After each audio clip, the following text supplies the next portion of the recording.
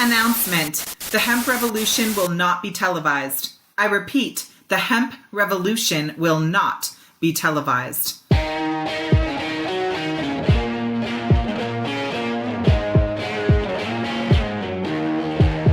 Welcome to the Hemp Revolution podcast, the global hotspot for the buzz and the cannabis. You can hear the stories of the green rush from the dreamers who are writing the rules, innovating the business, and changing history forever. Immerse yourself with the fascinating stories from the leaders in the hemp health revolution to learn how we are changing the game forever. Introducing your hosts, James Brinkerhoff and Sonia Gomez.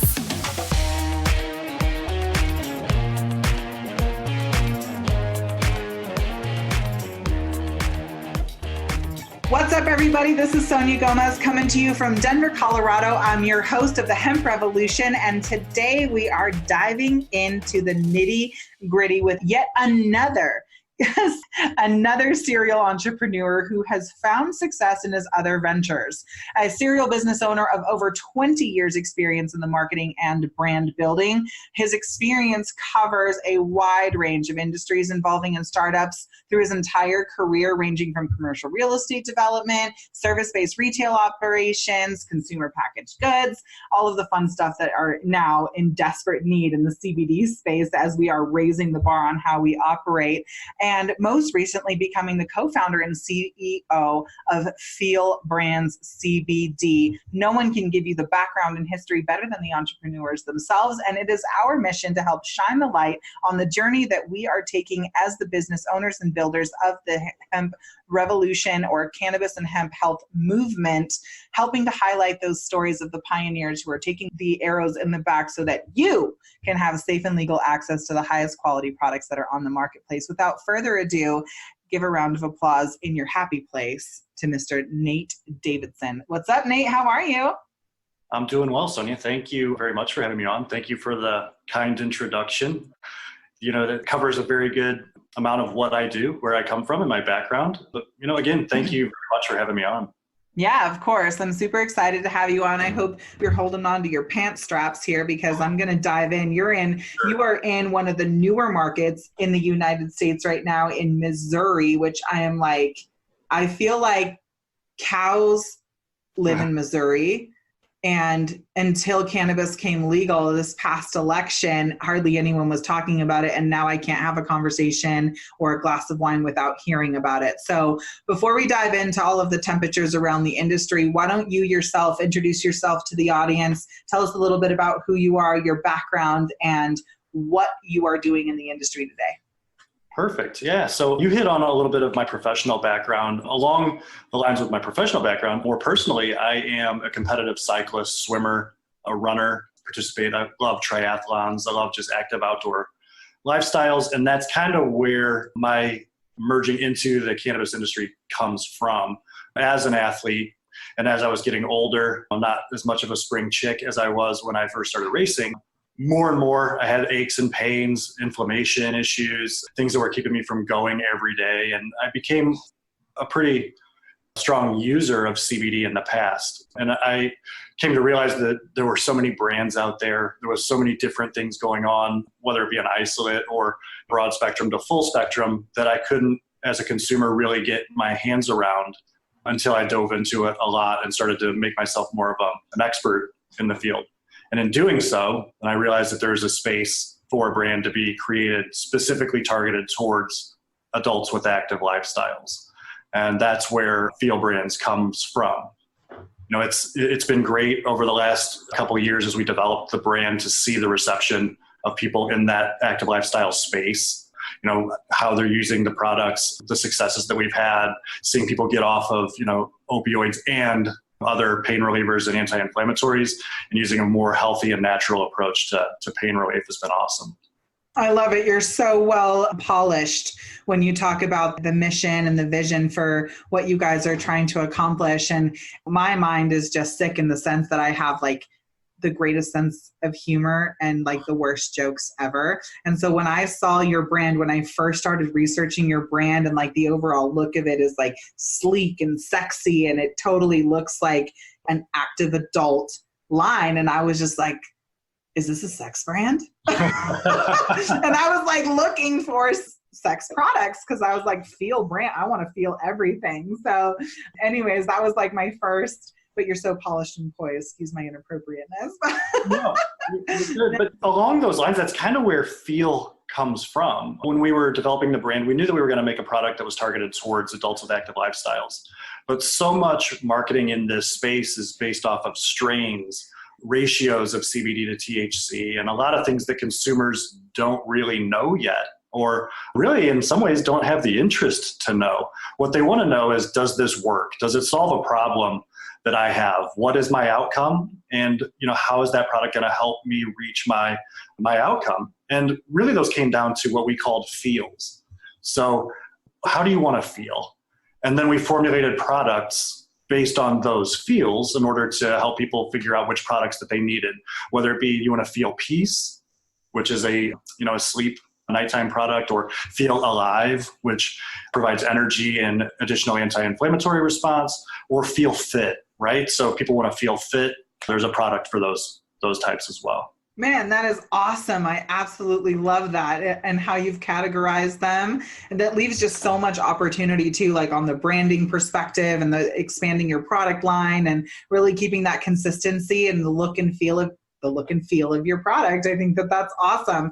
So when I'm looking at your resume and I'm looking at your bio and I see this information on your background, you've obviously been in the more traditional, or what we would call the corporate space or type of business in the world. What inspired, you touched a little bit on it, that slowly starting to feel the effects of aging, wanting to keep the fountain of youth and maintain your healthy and socially active lifestyle.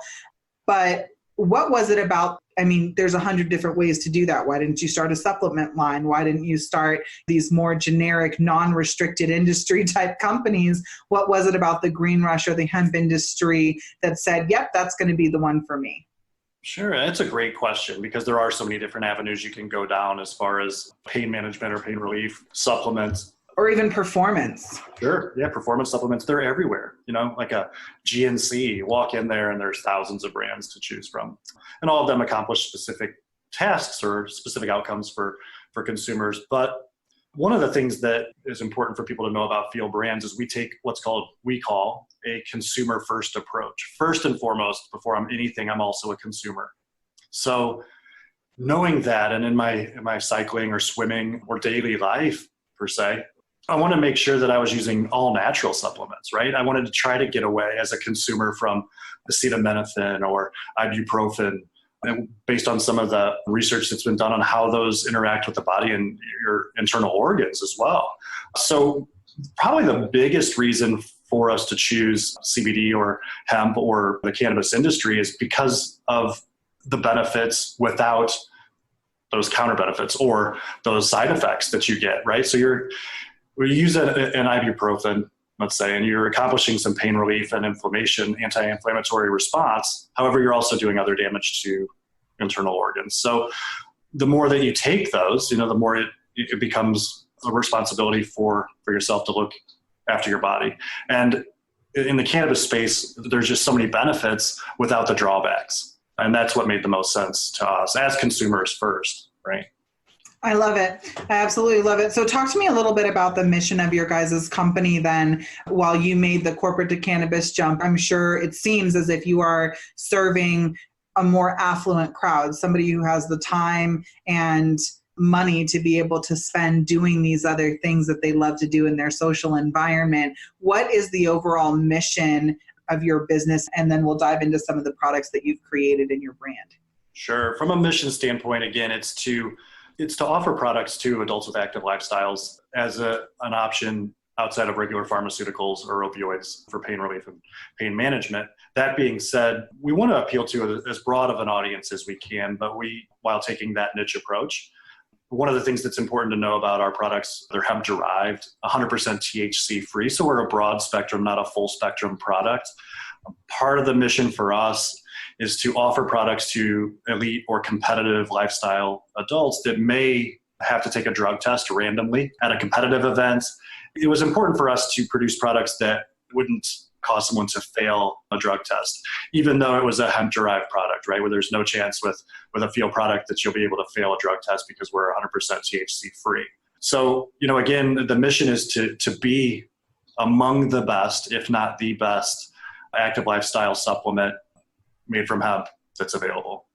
So you're super polished in your message and your mission. These are things that I share with my audience all the time. We have budding entrepreneurs, looky-loos, people with established businesses who are looking to build and scale, who tune in and listen to the insight that our guests have to offer. And I'd love to hear from your perspective. If you were standing in a room full of these folks right now, what are 3 pieces of advice that you could offer them while they're getting started or, trying to grow past that point of startup? Sure. And, you mentioned one key term, which is the mission. What are you trying to do? What do you want to be? But also build that mission around your passion. If you're passionate about something, that goes beyond mission. It's something that you have a drive to do day in and day out. And when you're passionate about something, it's real easy to find what your mission is. So find a mission that fuels a passion that you have, whether that's personal or professional. If you have a personal passion for it, I'm sure others do too.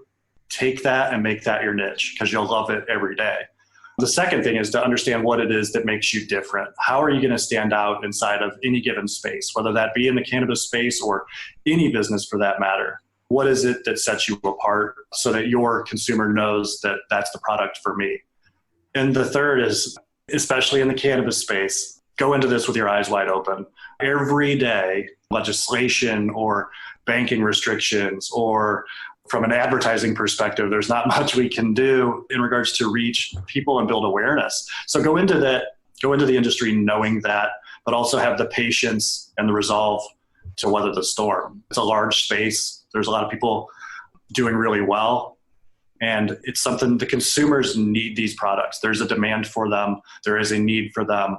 But yeah, those are the 3 things I'd say, just mission and passion, differentiation, and just a wherewithal to weather the storm. I hear that a lot.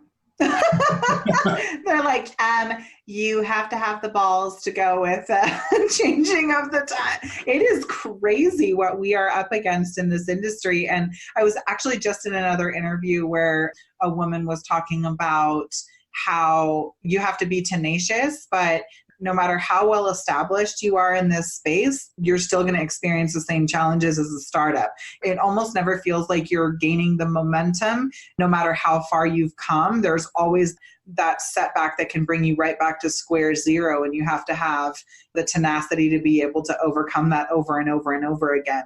And they were in the cannabis market before and now are in the hemp-CBD space with the disillusion that it was somehow going to be easier when in fact it's been more complicated than what they were doing before. So it's just so interesting, the misconceptions. And I was mentioning this in one of my other episodes that everybody has this vision of grandeur. They're like, yeah, weed is kind of legal. Like this is going to be I'm going to get fucking rich.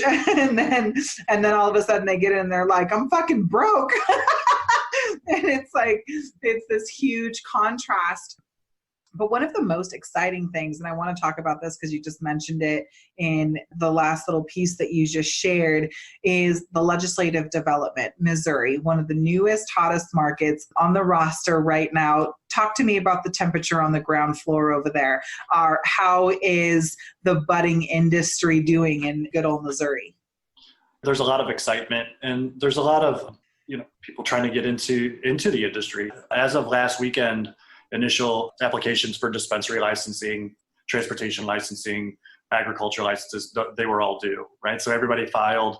There were, I believe, in the thousands of applications, or just over 350, maybe, I think it's 392 total licenses that they'll give out. 192 of those goes to dispensaries. So there was a lot of excitement around that. It's going to be a very stringent process, but it's kind of the wait and see period to see how those shake out. That being said, industry-wise, there's a lot of interest in the state of Missouri. It's the only state in the union that shares borders with 8 other states.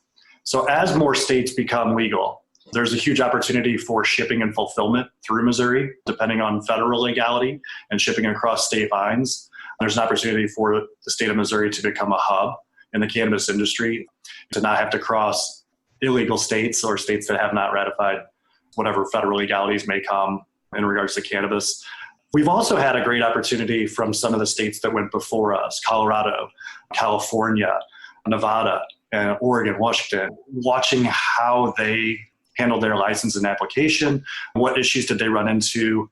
What could we avoid by learning from these other states? And I think that the state of Missouri did a pretty good job with setting up how they were going to distribute licenses, how they were going to choose those, and the industries that are inside of the cannabis space. Again, it's not just dispensary and agriculture. You've got safety and transportation, extraction and product development, and then the medical field as well, doctors and patients and direct to home distribution. So there's a lot that this market is going to open up in regards to industry and cannabis and job creation. It's great. You mentioned earlier in the podcast that you think of cows when you think of Missouri, and it's more than that, but there's a lot of farmland here as well. So there's a lot of space for hemp to become a major cash crop in the Midwest, specifically in Missouri, and it'll be great for the state. Well, that's exactly what I was alluding to, was the fact that I have some really close friends and family who are in Wisconsin, Illinois, Michigan, and Missouri.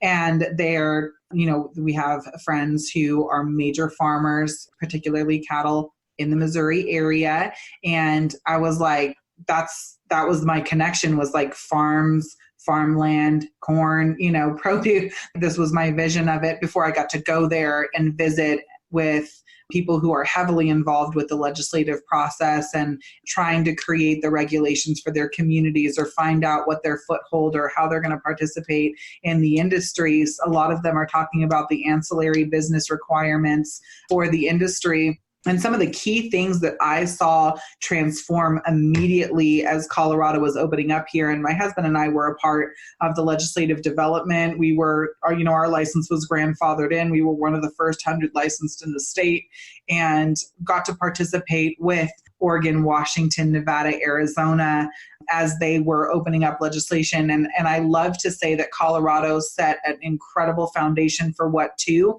but also what not to do. And I've watched a lot of these other states repair and organize things that have had to be amendments or revisions in the way that we did things here in Colorado. And I think Missouri is a great example of that, of how they're categorizing the different licenses, allowing different ancillary businesses to obtain a license and to operate, to serve the industry. But now we're seeing even bigger opportunities. And you have a unique perspective here in highlighting the fact that those cross-border transactions is going to be huge for the nation, let alone the state. Correct. Especially in those states, again, that have the opportunity to grow, right? To grow from an agricultural perspective. Yeah, totally. Hemp historically, hundreds of years ago, was one of the largest, if not the largest, cash crop in the union. That had gone by the wayside with some federal legislation, but now as of the 2018 Farm Bill signed in 2019, but that's opened up the door again for those farmers to create crops that have a tremendous upside. It's a tremendous upside. Yeah, I agree. Some of the things that we saw, what was the ripple effect? And I talk about the social contributions that a lot of these businesses are making. Everyone's talking about their brand. I loved how you mentioned, understanding your mission, knowing your passion and purpose for having your business. And I have watched my state here in Colorado absolutely transform since I moved here in 2009. We're driving on new roads, new construction is happening. They're extending the housing development in the downtown area. The parts of town which were no-goes when I first moved here are getting cleaned up, and they're park-like settings now. My kids are playing on new playgrounds at school. My teachers are happy. There's art programs. It's so commercial real estate. It's full and being leased at a multiple. It's incredible to see the economy alive when there has been so much fear factor conversation in mainstream news around how the economy is suffering, or we don't get to see that as much here in Colorado because of that industry. How do you believe that the cannabis and hemp movement is going to impact, give me a picture of the landscape as you believe it will be in 3 years from now? It's a really good question. And again, I wish I had a crystal ball, because obviously we'd be investing in some specific things, but at its most basic level, there are industries that are shrinking as consumers become more aware about environmental issues, mining, timber production, things that are shrinking industries has had a real impact on some of those jobs. And when you create a brand new industry to the tune of what people are forecasting in the billions of dollars and open that up to a consumer market that has a very high interest and very high need and demand for it, is going to inherently create jobs. So what you're looking at is the potential for unemployment to drop, right? In an industry that is new, is going to be growing, and for the foreseeable future will not shrink. And we really need to take a look as a country at what are we good at producing. We're great at producing electronics, and also we have a lot of farmland, right? So if you're creating an industry that, one, can provide medications or therapies for people from some of the molecules that those plants create, but then also think about, after we've extracted CBD and or THC or other cannabinoids from those plants, how valuable that biomass still is. So as Feel Brands, I extract an oil from a hemp plant. That biomass, what's left over after we take the molecules out of that and we create our products, can be used for plastics, for fibers, for clothing. There's countless things that you can resell that biomass for and still use it. So it's not a depleted product or a depleted raw material when we as an industry, from the cannabis perspective and the pharmaceutical sector, when we're done with it, that product goes on and does other things in other industries.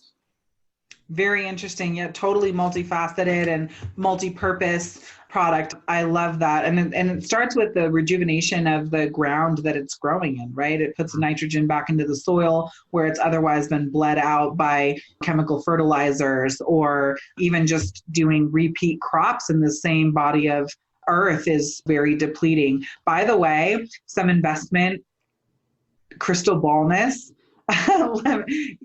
I don't know where you're at with the real estate thing, but you said you were a real estate. Stay in that commercial real estate space. I'll tell you right now that the people over here in Colorado are getting 19-time markup, like where they were selling stuff, where they were putting square footage out for 99 cents triple net per square. They're like $19 to $26 per square. And that's 10 years in. And people come out and they put millions of dollars into their infrastructure, and they have fucking fairies watering the plants, and it's super sacred, and crystals that they sing to their plant. I mean, people are outrageous when it comes to how they're producing cannabis over here. So real estate is huge. The packaging has been huge. Everybody needs those types of businesses. And the one other that is everyone's sort of battling. I'll give it to you offline, but it's a new sort of hot topic right now that a lot of people are sinking their money into. I'll share with you after the show. Perfect. Yeah, it's exciting stuff. So what are you most excited about? First of all, how long have you guys been in business? It's a great question, because when people ask me that, it's like, how long was this an idea and how long did it take to come to fruition, was probably about 12 months. And then we've been, actually yesterday was our 1-year anniversary from the day when we incorporated, right? So where we actually became a brand that was forward facing. So prior to that, there's a lot of R&D, a lot of legal red tape to jump over, what are we going to produce? How are we going to produce it? How are we going to market this? But then, when we went live 1 year ago yesterday, which coincidentally is what it's referred to as I Have a Dream Day. So it's the anniversary of Martin Luther King's I Have a Dream speech. So there's a reason that we picked that day to incorporate. So depending on how you look at it, a year or more. Wow, cool. And so 1 year ago, you've been to market and serving customers with your product. Talk to me a little bit about your distribution and impact. How many customers have you been able to build, and where are you guys demographically right now? Sure. We started off with a pretty good idea of some basic consumer groups. We knew that we would have direct to consumer through the website, which, that was a struggle in and of itself, just because of banking and online merchant processing. So have you solved for that already? We have, and it was a lot of work. It was probably, we were part of the Elevon shutdown. Oh, Elevon Exodus.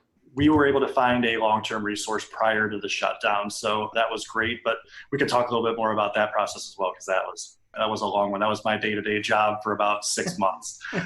But we knew we were going to go to direct to consumer as one niche. We also have a distributor and warehousing agreement for our retail locations. So we work with a distributor called Relax Brands, which is in the state of Missouri. They've been a great partner. They purvey CBD brands to offer to retail establishment. So we have quite distribution there. We're prevalent in local bike shops. We're in some med spa locations, doctor's offices, things of that nature. So cool. They handle the distribution from that regard. And then we also have an affiliate program, right? So our consumer then becomes affiliates, people that also believe in CBD, have tried the products and know that they want to offer those to friends and family. And we offer an affiliate program as well. Currently, we do sell to all 50 states. We have a license, what they would call a license, with the USPS, the United States Postal Service, since our hemp is grown legally in a Department of Agriculture certified hemp farm. We can mail through the United States Postal Service legally to all 50 states. So we've been able to touch pretty much everywhere, and it continues to grow exponentially. And I don't have the latest numbers on how many consumers that we reach, but it's been well received, very well received. I will say, too, one of the biggest things that we didn't take into account was how much repurchase we would get. The industry was telling us for every consumer, think about a third of those will come back and rebuy from you. And of our repeat rate's about 87%, which is great. So it speaks volumes to how well received the products have been with the people that are using them, and that we are accomplishing those outcomes that they set out to achieve. Amazing. What are some of the stories that impact you as a business owner that keep you getting out of bed in the morning? It ranges depending on the age, right? So some of my favorites are adults that are in their 60s or 70s, and they're really struggling with some pain and joint issues, namely like knees or elbows and shoulders, neck pain.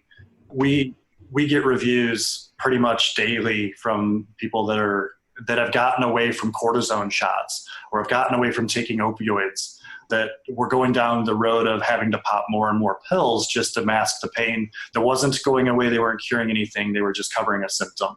Those emails keep us driving forward for sure. People feedback in that regard. Or someone in their 20s that has anxiety issues, that has tried pretty much everything, and they learn about the endocannabinoid system. And we know that there's no Xanax system that's built directly into the human body. And when they're able to manipulate the endocannabinoid system with a natural product and realize success with that, that's great as well. Anytime I can get someone off of a pharmaceutical, it works.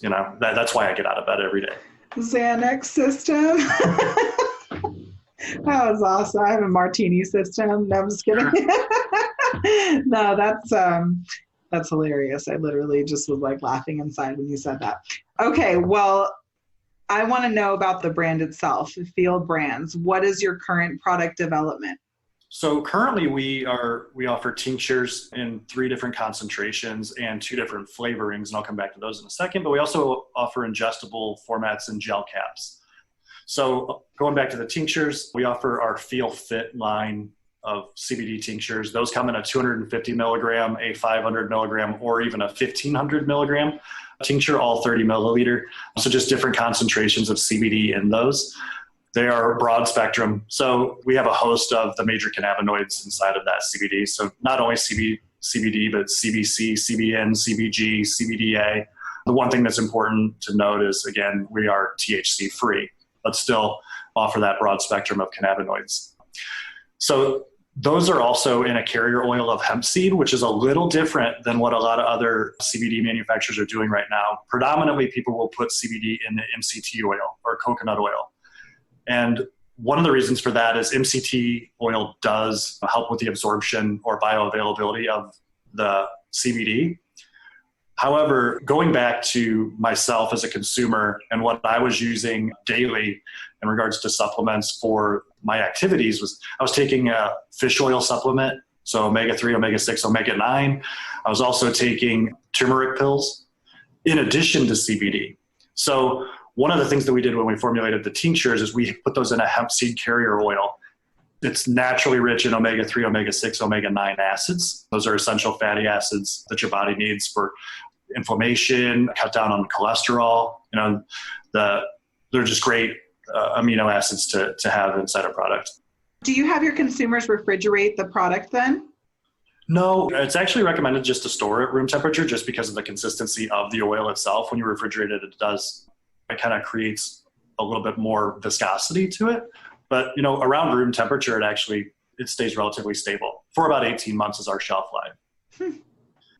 So then going into the gel caps, we have 3 formulations of those. So again, remember I was talking about a turmeric or curcumin, which are kind of the same. Love both. So we have a gel cap that's called Feel Alive. So it combines 25 milligrams of CBD with 10 milligrams of curcumin. It's great. It's an additional anti-inflammatory with the curcumin mixed in that. Immune booster as well. Yes, for sure. And when I take a turmeric pill or, even eating curry or something that has turmeric in it, I get a little bit of a boost from a mood perspective. There's a little bit of a mood aspect to that, a little bit of focus. Stimulates the endorphin, yeah. It does. And so that product's been great. That's called Feel Alive. Again, and then on the other end of that, for sleep, we have what's called Feel Peace, which is 25 milligrams of CBD mixed with 1 milligram of melatonin. So not 1 milligram of melatonin, people say, well, I take 5 or 10 to go to sleep. And really when you formulate these two together, the CBD as a relaxant mood regulator, and then with the 1 milligram of melatonin creates a relaxing effect that helps you go to sleep, but you also wake up without a groggy feeling, right? It's not enough melatonin to give you that melatonin hangover that some people get the day after they take them. By formulating the way that we did, I was able to eliminate a lot of the supplements that I was taking and just combine them all into one. I like it, which is a lot simpler, and especially in the performance space, this is not a demographic that is unfamiliar with multiple supplements or tinctures that don't taste good and all of the things. So it's nice to have those effects consolidated down so that you're not swallowing 5 or 10 pills in a day, but getting to just consolidate those benefits and in liquid form is really awesome too.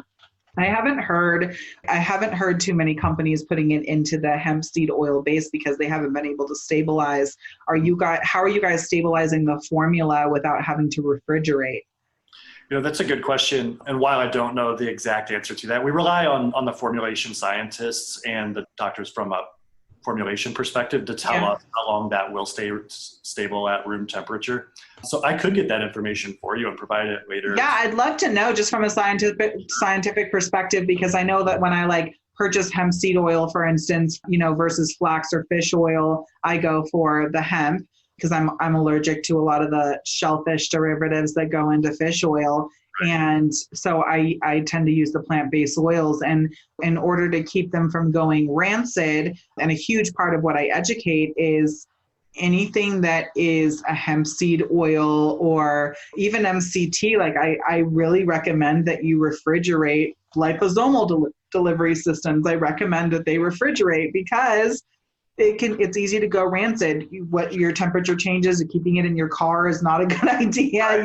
There's a lot of things that you don't want to do because it's actually super harmful to ingest rancid oils. And so I'd love to find out, the science behind how you're stabilizing a hemp-based product, because it just seems natural that when hemp in itself is such a powerful nutritional supplement, it's under a microscope, the omegas in liposomes and hemp seed are the closest replication to breast milk, which is our first introduction to these minerals and vitamins and nutrients that we need as human life forces. So that would be the natural thing, right? Put hemp extract into hemp oil and fucking take that to feel good, right? But I haven't found a company that's been able to stabilize the formulation. So I'm curious to know how you guys are doing it, because I'd love to be able to. A huge part of what we do is just create the education so that people can make empowered decisions. And that's a huge challenge right now, is there's so many brands out there in the marketplace and everybody's claiming to be the creme de la creme, when in fact there's about 7 major manufacturers that are producing about 85% of the products that are on the marketplace right now. And the same scientists are giving the same spiel, the same formulation, the same packaging with a different label on it. And the consumer is like, well, what's the difference? And the fact of the matter is that there's not an incredible difference unless the business owner itself builds in the efficacy, the key differentiators, the delivery systems to serve the specific demographic that they want to, empower and transform. So in this particular case, I'm sure that there's solid science behind, how you guys are stabilizing that product. And I'd love to be able to offer that as a part of the podcast, especially when we link back, which, by the way, where can people find your guys' more information on your product and offers? For sure. Actually, just right up here over my shoulder, visit us online. We have all of our information. It's feel-cbd.com. So feel-cbd.com.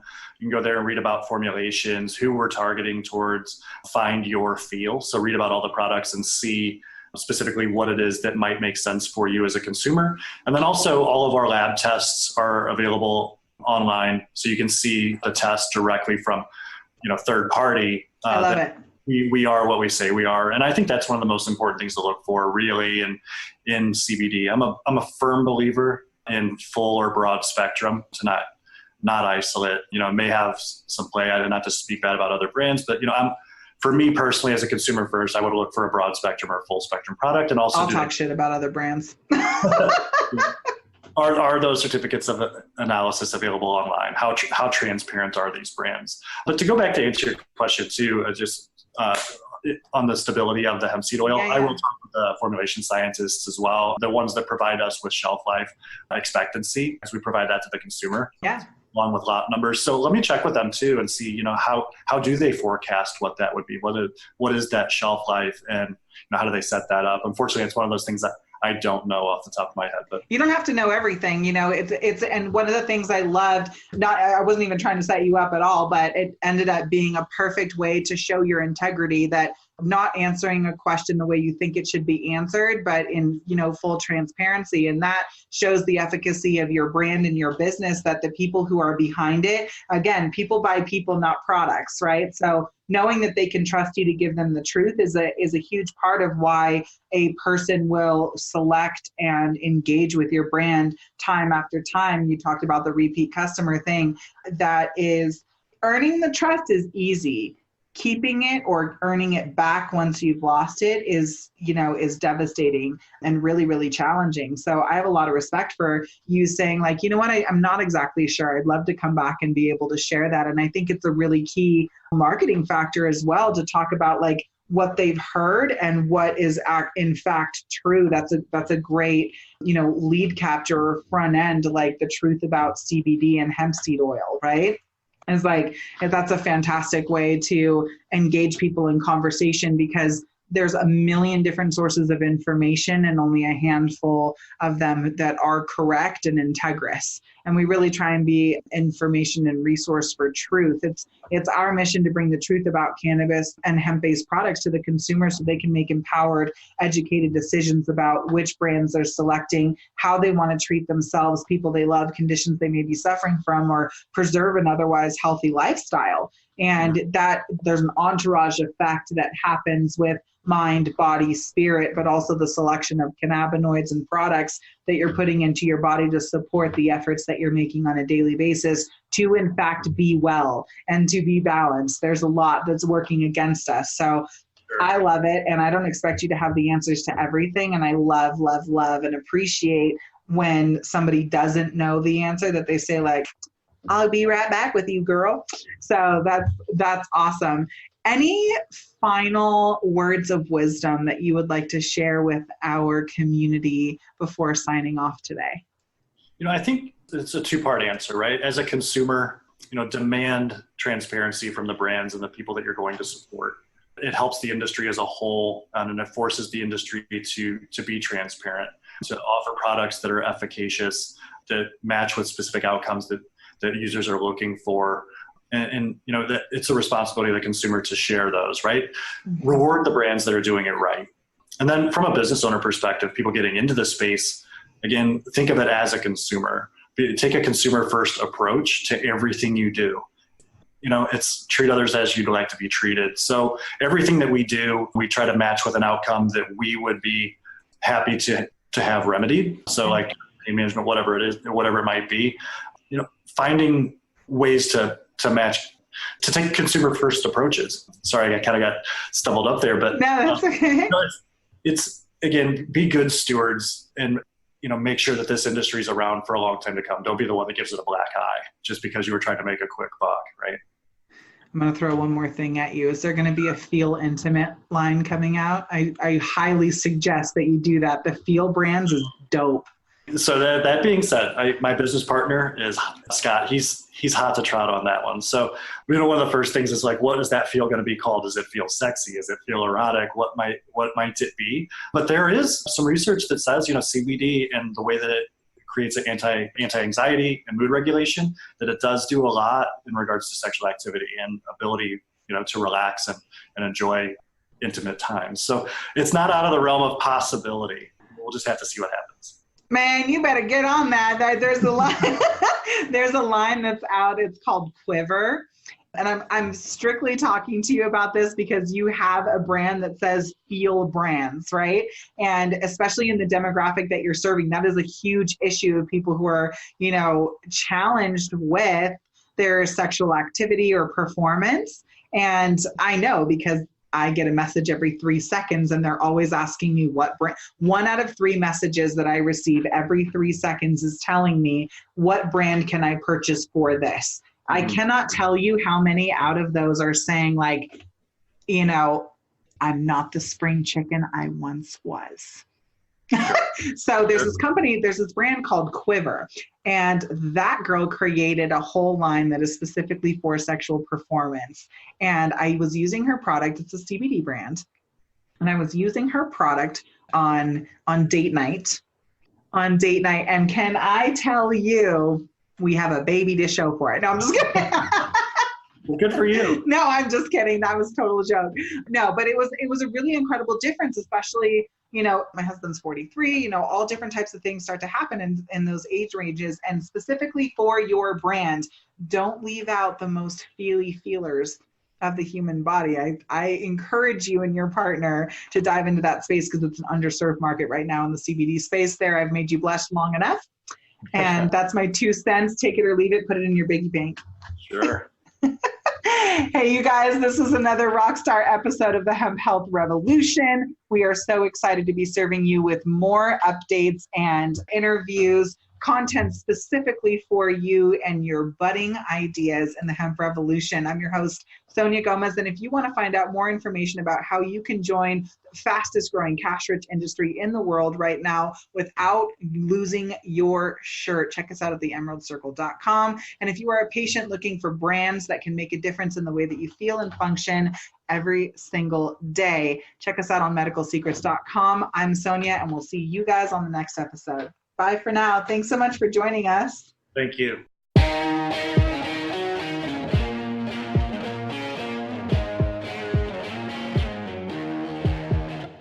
Thanks for listening to another Rockstar episode of the Hemp Revolution podcast. I'm your host, Sonia Gomez, and just for you, we took notes on this episode along with the links and other resources mentioned inside of today's show. Get them for free right now by going to theemeraldcircle.com. Now, if you want more on this, please subscribe to the show on Apple Podcast or wherever you like to listen, and you will be automatically entered in to our monthly giveaway where you can get swag bags, all kinds of cool gifts and discounts from our guests, and exclusive offers that are only mentioned right here in the Hemp Revolution podcast. I can't wait for you to share this with your friends. With your help, we've been able to impact millions of people's lives around the world with the truth about hemp and cannabis. And we know that you love us so much that you're going to leave a review and rate us right now on your favorite platform to absorb content just like this. Now, we challenge you to dream big and love the life that you live. Thanks so much, and we hope to see you on our next episode of the Hemp Revolution podcast. Ciao for now.